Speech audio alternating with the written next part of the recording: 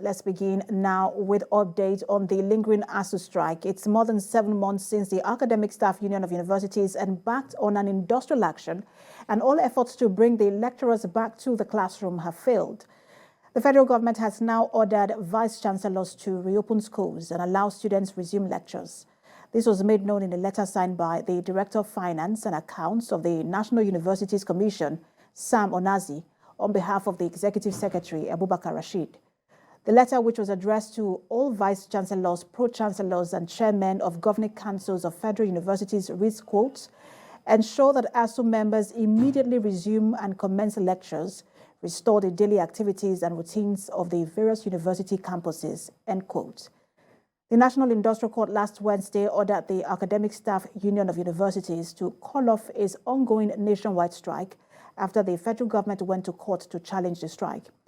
ASUU had since filed 14 grounds of appeal to challenge the order.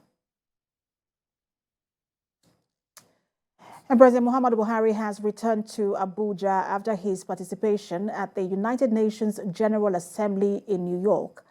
While in the United States, President Buhari participated in the 77th session of the UNGA tagged a watershed moment, transformative solutions to interlocking challenges.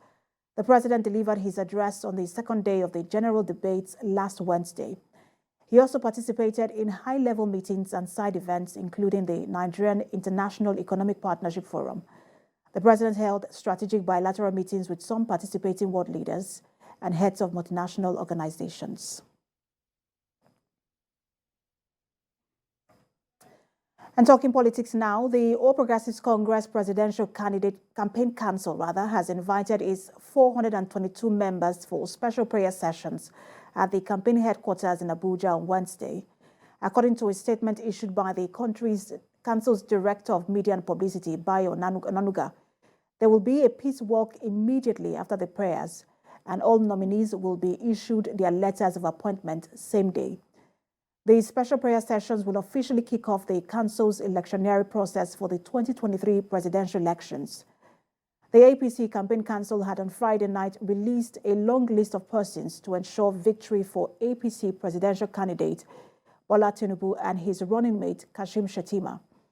Chaired by President Muhammadu Buhari, other members of the council are Minister of Interior Rauf Aregbesola, Minister of State for Mines and Steel Development Gbemisola Saraki, former Minister of Transportation Rotimi Amechi, serving and former governors, ministers, senators, amongst others. And now, with just days to the commencement of political campaigns across the country, some chieftains of the All Progressives Congress in Bayelsa State have expressed confidence of victory for the party in the presidential and National Assembly elections next year. The state party chairman, who spoke on the Muslim ticket, stressed the need for the emergence of a southern president. With a densely populated Christian community, Bayelsa plays a critical role in the development of the nation by the first discovery of crude oil in commercial quantity and the emergence of former President Goodluck Jonathan in the 2011 general election. Although a PDP-led state, the massive support gathered by the All Progressives Congress at the last governorship election proves a source of confidence for party leaders who believe the same will be replicated at the general polls next year. The state chairman of the party, Dennis Otiotu, says Bayelsans would vote massively for Bola Ahmed Tinubu, who is a southerner, irrespective of the misconception of a Muslim agenda. They are ready to massively vote for Tinubu Shettima ticket. Tinubu is somebody who allowed his wife is a Christian, not just a Christian, she's a senior pastor in Redeemed Church. How many Christians can do that? Shettima, I have interacted with him and I see that he's one of the intelligent men living in Nigeria now.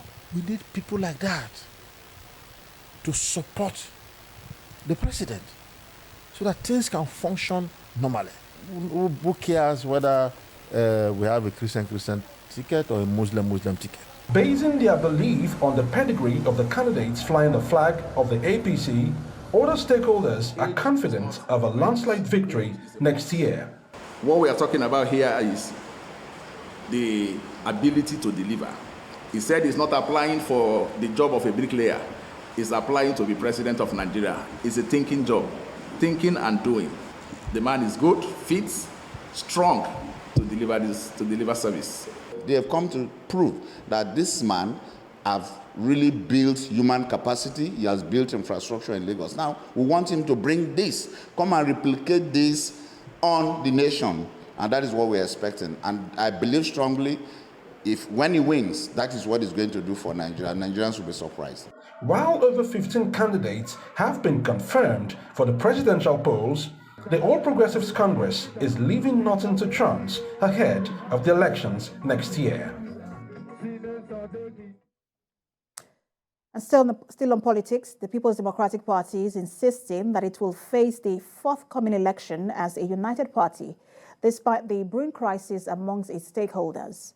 Spokesperson of the presidential campaign, Charles Aniagu, who featured on TVC News program this morning, says the party is on the same page with the Rivers State Governor, Nyesom Wike, on the need for equity and fairness, but said the timeline to resolve the issue remains a challenge, considering the closeness of the polls.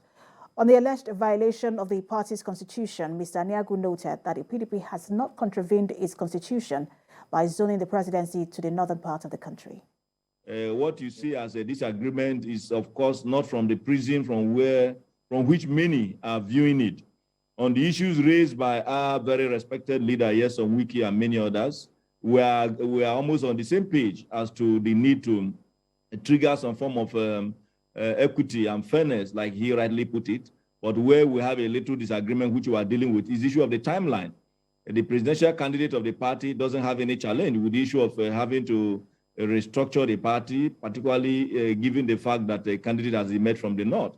But don't forget, he's a candidate, not a president at the moment. And in the next 5 months, we hope by the grace of God, he will eventually win to become the president of this country, to be sworn on May 29. And by that time, you have a proper balancing that you are dealing with. But beyond that, we believe that the timeline we have now is a challenge to begin to trigger some of the offset that any movement from the north to the south could possibly trigger, and then leave the party much more wounded than it has suffered at the moment. But let's now turn attention to the war against illicit drugs. The operatives of the National Drug Law Enforcement Agency have arrested one 75-year-old man and 22 other suspects in operations across 7 states. Director of Media and Advocacy of the agency, Femi Babafemi, disclosed that the suspect was arrested in Mayo Belwa Council area of Adamawa.